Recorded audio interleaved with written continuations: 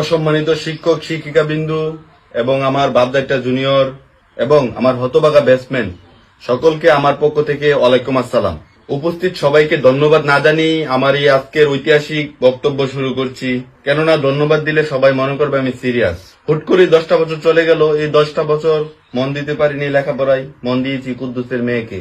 যাক, এই পবিত্র স্টেজ অপবিত্র করব না প্রেম প্রীতির কথা বলে, কারণ পরীক্ষা পাশ করাটা যেন আমাদের জন্য ওয়ান সাইড লাভ হয়ে দাঁড়িয়েছে। আমরা 2025-20 শুধু আমরা পরীক্ষা দিচ্ছি না, পরীক্ষা উল্টা আমাদেরকে দিচ্ছে। এই দীর্ঘ 10 বছর শিক্ষক শিক্ষিকারা আমাদের উপর অনেক অত্যাচার করেছে, জুলুম করেছে। এই মহান দায়িত্বগুলো আমরা এখন আমাদের জুনিয়রদের হাতে তুলে দিতে চাই। তোমরা নিবে না?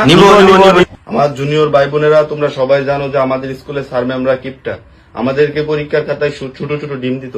তোমরা সবাই দোয়া করবে আমাদের জন্য, আমরা যাতে এবার 25-20 বড় বড় ডিম নিয়ে স্কুলে ফিরে আসতে পারি, স্যারদের হুক উজ্জ্বল করে। আমরা খুব মিস করব স্কুল ফাঁকি দেওয়া, টিফিন চুরি করে খেয়ে ফেলা, স্যারের টাকা মেরে দেওয়া, এগুলাকে আমরা খুব মিস করবো। আমরা এই দায়িত্বটা তোমাদের কাছে দিয়ে যেতে চাই। আর হ্যাঁ, বাপদাইটা জুনিয়র, আমি তোমাদেরকে বলছি, আমরা কিন্তু শুধু ছাত্র ছিলাম এরকম না, আমরা কিন্তু গবেষকও ছিলাম। কোন ম্যামের সাথে কোন স্যারের প্রেম, কার সাথে কার কি, এগুলা নিয়ে কিন্তু আমরা গবেষণা করতাম। এই দায়িত্বটাও আমরা তোমাদের কাছে দিয়ে গেলাম। আরে তার একটা স্টেজ উঠেছে, তার নামাজ না রে, ধর